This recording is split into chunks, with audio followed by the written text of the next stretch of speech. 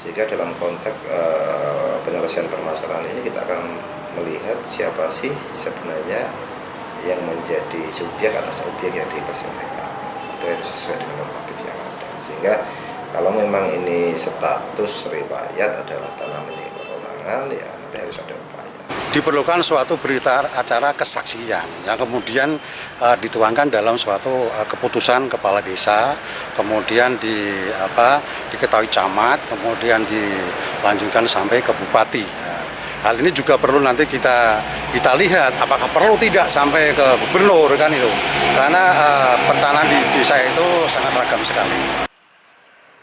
Setelah bertahun-tahun berjuang, nasib 10 warga Dukuh Dampaan, Desa Magelung, Kecamatan Kaliwungu Selatan, Kabupaten Kendal, Jawa Tengah yang lebih dari 5 tahun sejak 2017 silam belum menerima uang ganti rugi tanah mereka yang tergusur oleh proyek pembangunan Jalan Tol Semarang-Batang, kini menemukan titik terang. Berkat kerjasama dan pendampingan Lembaga Bantuan Hukum atau LBH berani tuntas atau berantas sepanjang beberapa bulan terakhir, gambaran untuk bisa mendapatkan hak uang ganti rugi senilai lebih 2 miliar rupiah mereka yang selama ini digondeli pemerintah desa atau Pemdes Magelung sudah di depan mata. Langkah demi langkah ditempuh LBH berantas untuk menelusuri dan mengurai permasalahan ini. Termasuk upaya merunut pemenuhan payung hukum sebagaimana yang diharapkan pihak Pemdes Magelung yang kini dipimpin Kades Muhammad Edi, agar tidak lagi beralasan untuk tidak legowo menyerahkan uang ganti rugi yang menjadi hak 10 warga korban tol ini. Dari hasil konsultasi dan koordinasi dengan Kantor Agraria dan Tata Ruang Badan Pertanahan Nasional atau ATR BPN atau Kantor Pertanahan atau Kantah maupun Bidang Aset Pemerintah Kabupaten atau Pemkab Kendal, Rabu 30 November 2022 dan Jumat 2 Desember 2022, tim LBH berantas mendapatkan opsi sekaligus solusi berupa pembuatan berita acara kesaksian. Untuk lebih meyakinkan langkah, tim LBH berantas mendatangi Dinas Pemberdayaan Masyarakat dan Desa atau Dispermasdes Kabupaten Kendal, Rabu 6 Desember 2022. Kepala Bidang atau Kabid Pemerintahan Desa Dispermasdes Kabupaten Kendal Tekat Utomo yang menerima tim LBH berantas di ruang kerjanya, sependapat dan menyarankan penerbitan berita acara kesaksian sebagai upaya terakhir atau kunci bagi penuntasan perkara yang membelit 10 warga korban tol yang rata-rata sudah renta ini. Saya selaku Kabid di sini terkait dengan untuk permasalahan sengketa tanah atau masalah pertanahan. Kita hanya akan melihat dari sisi regulasi seperti apa. Karena tanah desa juga ada aturan yang mengikat. Tanah hak milik pun juga ada aturan yang mengikat, undang-undang agraria dan seterusnya. Sehingga dalam konteks penyelesaian permasalahan ini kita akan melihat siapa sih sebenarnya yang menjadi subjek atas objek yang dipersengketakan. Itu harus sesuai dengan normatif yang ada. Sehingga kalau memang ini status riwayat adalah tanah milik perorangan, ya nanti harus ada upaya. Demikian juga sebaliknya, saat bahwa pemerintah desa mempunyai kekuatan, mempunyai bukti yang kuat terkait dengan kepemilikan tanah ini juga yang harus sama-sama dipahamkan. Tapi ini kan dari sisi pemahaman regulasi kita masing-masing sebagai warga negara. Tapi dalam penyelesaian sebuah kasus pertanahan, karena ini masuk menjadi ranah perdata murni, ya nanti ranah pengadilan yang bisa mengatakan benar dan tidaknya itu diputuskan. Kalau saya seperti itu. Kalau sudah bicara adalah itu tukar penukar, berarti dilihat dulu juga, sama-sama melihat gitu kan, benar tidak sih ada tukar penukar gitu kan. Karena aturan setahu saya terkait dengan aturan masalah tanah desa terkait dengan pengamanan sudah aturan sejak Undang-Undang 579 sudah diatur secara detail bagaimana tanah desa harus diamankan. Karena tukar menukar kan ada dua pihak, Pak. Saya nggak mungkin tukar menukar itu sepihak. Nah ini yang harus sama-sama ditelusur, gitu kan. Karena kita hanya mendasarkan pada pemahaman dan keyakinan dari masing-masing pihak juga tidak akan berbeda. Kita kembalikan ke regulasinya tanah desa untuk tukar menukar seperti apa. Kalau saya tetap pegangan kita adalah aturannya seperti apa. Itu aja. Ketua LBH Berantas Kabupaten Kendal Sutiono menilai, sodoran solusi atau jalan keluar yang seragam dari ATR BPN, Bidang Aset Pemkab, dan Dispermasdes, menjadikan kasus ini semakin benderang. Sutiono optimistis, hasil konsultasi dan koordinasi antara LBH Berantas dengan 3 lembaga terkait tersebut, utamanya yang terakhir dengan Dispermasdes kian memperjelas bahwa kasus ini bakal beres alias bisa segera diselesaikan secara tuntas. Bahkan, Kepala Dispermasdes Kabupaten Kendal Yanuar Fatoni kepada tim LBH Brantas yang mengonfirmasi di ruang kerjanya, Kamis 5 Januari 2023, juga mendukung upaya penyederaan penyelesaian masalah yang berlarut-larut ini. Sampaikan bahwa beberapa langkah-langkah dari lembaga hukum kita dalam permasalahan warga dampaan itu sudah kita berupaya untuk mengambil suatu solusi.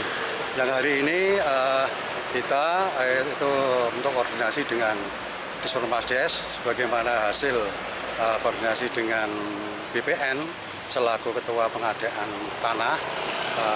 Pada prinsipnya bahwa dari awal dari statement kami itu sudah kami sampaikan itu diperlukan suatu berita acara kesaksian yang kemudian dituangkan dalam suatu keputusan kepala desa, kemudian diketahui camat, kemudian dilanjutkan sampai ke bupati. Hal ini juga perlu nanti kita lihat apakah perlu tidak sampai ke gubernur kan itu, karena pertanahan di desa itu sangat ragam sekali. Kelihatannya bahwa dari BPN maupun dari Dispermasdes ini terjadi suatu pendapat hukum yang sama. Gitu. Karena peristiwa ini adalah peristiwa masa lalu, yaitu di tahun 1976 yang harus diselesaikan secara hukum di tahun sekarang. Nah, tadi memang sangat normatif sekali sampaikan diterima oleh Bapak Kabid Pemdes, yaitu Bapak Bapak Tekat Utomo, itu beliau menyampaikan bahwa kita tinjau dulu aturan regulasi yang ada, ini kita tinjau dulu. Itu jadi kaitannya dengan perolehan atau pemindahan hak dari tukar menukar. Kita lihat sementara ini memang optimis sekali, ya pasti bisa kita selesaikan. Dan saya jamin, bukan saya menjamin, dengan upaya ini insya Allah dari pemerintah desa itu akan terjamin, terlindungi haknya, itu terlindungi dalam penyelenggaraan pemerintahan akan tukar menukar dan pelaksanaan tukar menukar tanah hak milik dengan tanah ex bengkok kepala desa. Nama kita berantas ya, kita kan niatnya itu membantu warga mencarikan solusi hukum, itu optimis lah, suatu ada soal pasti aja jawab kan gitu lah. Jadi di dunia ini saya kira seperti itu, pasti ada jalan keluarnya.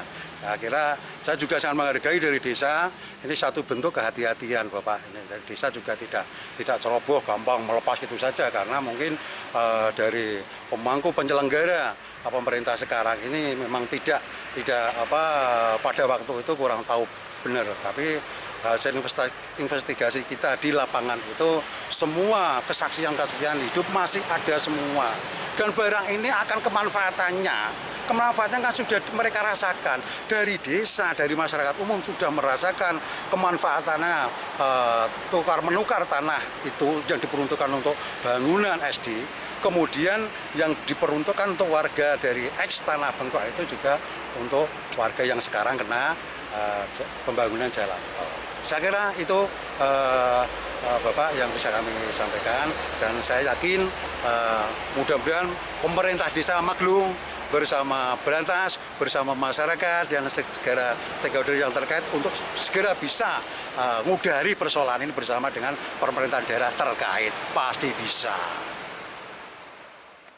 Permasalahan yang membelit 10 warga korban jalan tol ini bermula ketika tempat tinggal mereka tergusur oleh proyek saluran udara tegangan ekstra tinggi atau SUTED PLN pada 1977 silam. Mereka lantas disuruh pindah dan diberi uang kompensasi untuk membeli tanah milik Sakroni yang berada di Dukuh Grogol, Magelung. Saat itu, pemerintah secara kebetulan mau membangun SD Negeri 2 Magelung di tanah milik desa. Kemudian terjadi kesepakatan, tanah milik 10 warga di Dukuh Grogol tersebut untuk pembangunan SD Negeri 2 Magelung, dan mereka ditempatkan di tanah milik desa atau bengkok jatah kepala desa atau Kades Ahmad Sukairi almarhum yang belakangan tergusur proyek jalan tol Semarang Batang ini. Tapi sayangnya, 10 warga korban jalan tol ini tidak diberi atau mengantongi surat tukar guling, yang jadi alasan pihak Pemdes Magelung gondeli uang ganti rugi mereka.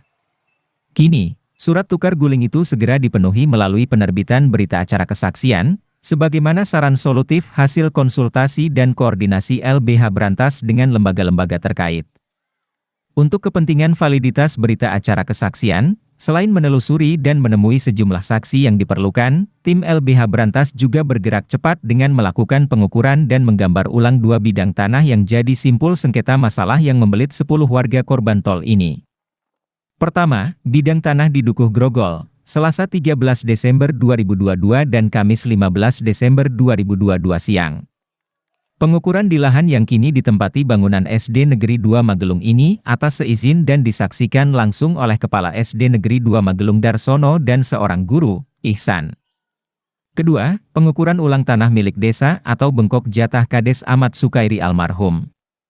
Saat melakukan pengukuran dan menggambar ulang lokasi yang terakhir dihuni 10 warga korban tol ini, Kamis 29 Desember 2022 petang, tim LBH Brantas didampingi sesepuh mantan penjabat Sekretaris Desa atau PJ Sekdes Magelung, Kemat. Sutiono kembali menegaskan, langkah-langkah yang ditempuh LBH Brantas merupakan wujud kesungguhan dan profesionalitas pihaknya dalam memberikan pendampingan atau bantuan hukum bagi 10 warga dampaan Magelung korban tol ini agar bisa mendapatkan hak mereka.